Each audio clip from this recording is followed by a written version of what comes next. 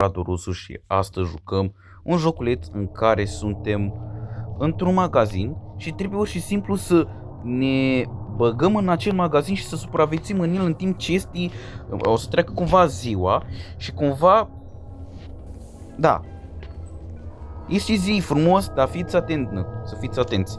Noi trebuie să supraviețuim în magazin în timp ce sunt angajați.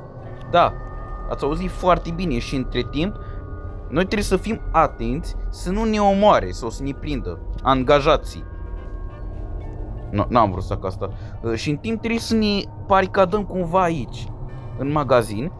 Și, vedeți, avem hunger, energy. Deci avem ca orice joc care supraviețuiește într-un loc.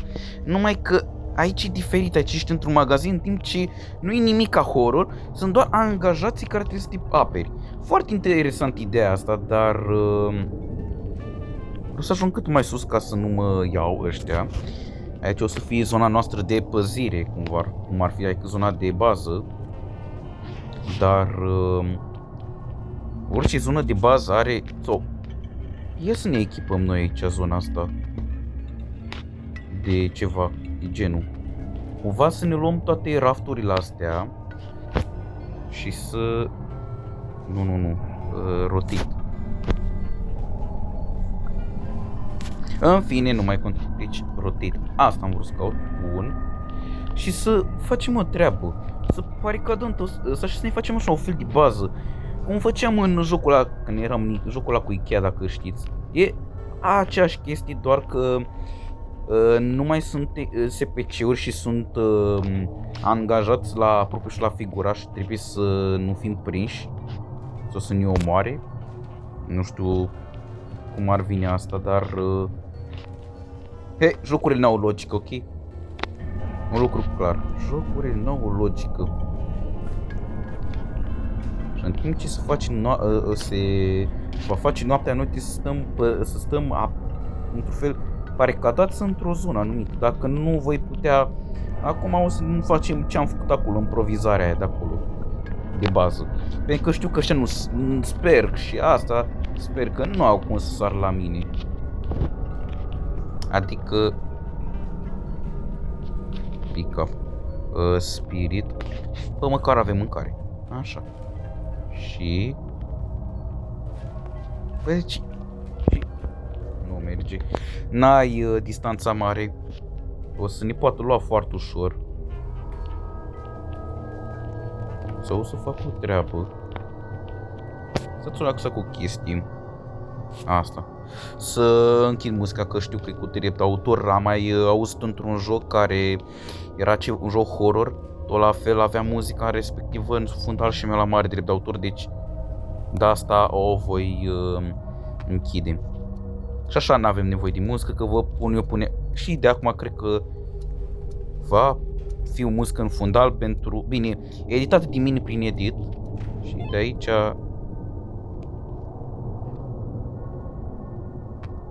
Vedeți voi. Deja, dacă ați observat, ăia a început să se miște. Nu știu dacă sunt sub mine. Ia, că aici paletul ăsta mare găureli. Bă, cred că însă aude sunetul ăla, înseamnă că este vreo unul pe aici. O să încercăm prin episodul ăsta să ne facem o bază. O bază de care să nu stăm să fim atacați. Am auzit undeva sunetul ăsta de ambientul ăsta.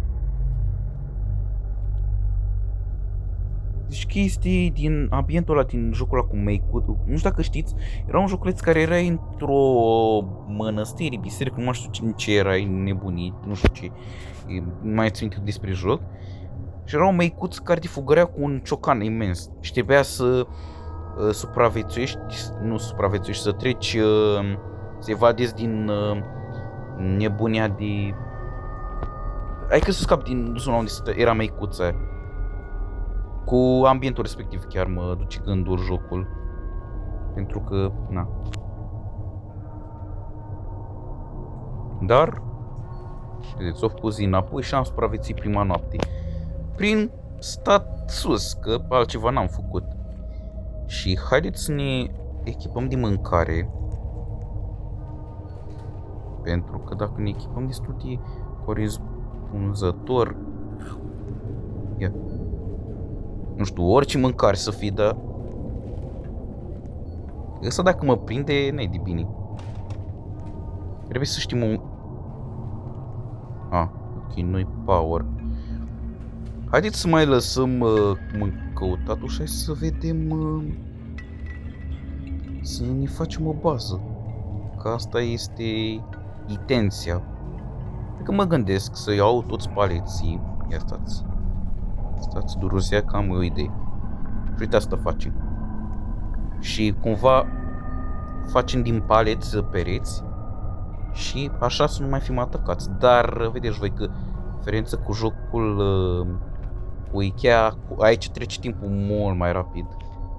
Diferența cu jocul ăla. Da, nu de asta, dar știți de ce? Nu știu dacă ați observat prin canal, dar am început să mai filmez așa din Roblox. Motivul este că nu știu dacă am mai zis într-un episod, dar parcă toate jocurile de acum pe Roblox se cam repet. Toate sunt... au așa o repetiție, parcă sunt repetitive.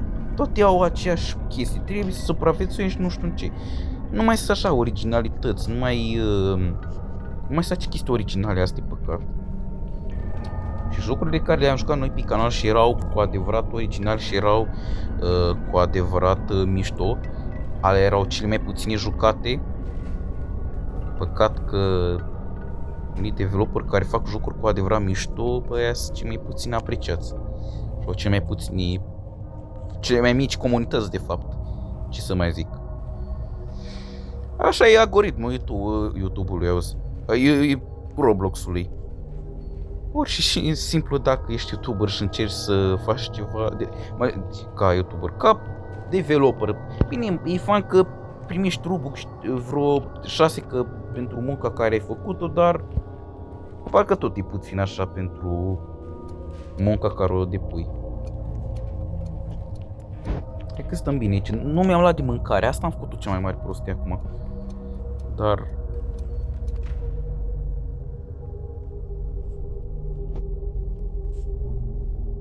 nu știu dacă... Vă vedeți că acolo arată 250. Asta înseamnă că ofițerii în jocul ăsta vor putea să-mi spargă ăsta. N-ar avea cum. Adică ei trec pe lângă mine, dar eu... Auli. E chiar unul la mine în spate. Deci, ca să înțeleg, ăștia nu pot să ne spargă cum îi zice, obiectele, da? Pot să facă bug-urile astea ciudate. Dar oricum, noaptea trece relativ destul de repede. Adică dacă ați observat, nu e o noapte de asta care trece foarte greu. Are vreo durată de 5 minute și aici parcă trece 2-3 minute pe acolo. Chiar face jocul ușor dacă o e așa. Dar... Aulius 2. Hai să-i cam cărăm de acolo. Asta am vrut să fac. Să-i cam cărăm de acolo că, știți? Bă! Ok. Am vrut să fac o schemă în care să-i pun să ducă toți într-un colț. Nu, ca să nu se bugoiască și să ajungă aici la mine. Gata, am făcut fața. Acum trebuie să facem rost de mâncare. Că nu știu dacă ați observat, dar o ducem rău. Că de asta am folosit destul de mult energia pe nimica. Hai să luăm și o lumină. Ăla are căciul de Moș Crăciun și noi suntem în primăvară de acum. Păcat că în 2025 nu prea să simți vara fain și parcă a trecut așa rapid, dacă ați observat. Și s-o simți vara, iarna chiar s-o simți că a fost chiar bine, chiar a fost felul de iarnă care doream foarte mult să o am, în care ninge, este frig și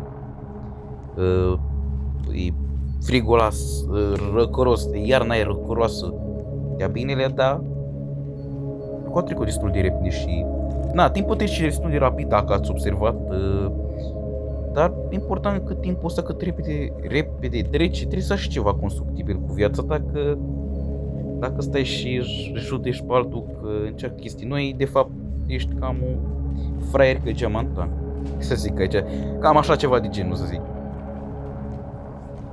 Adică poți să apăs pe butoane, cred că nu. Hai să luăm mâncare, hai să nu mai luăm cartoane. Și haideți să ne ducem înapoi în bază, că deja ne-am cam echipat bine cu mâncarea. Hai să luăm și un TV, de ce nu?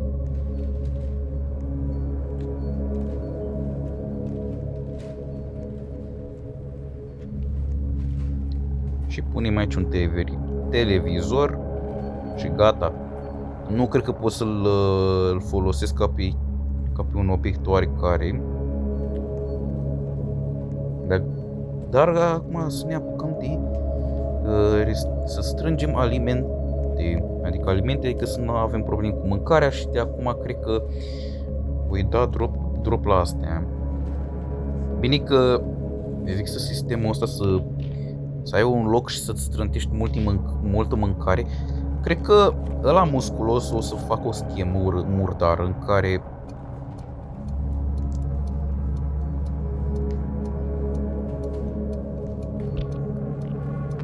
așa. Bun.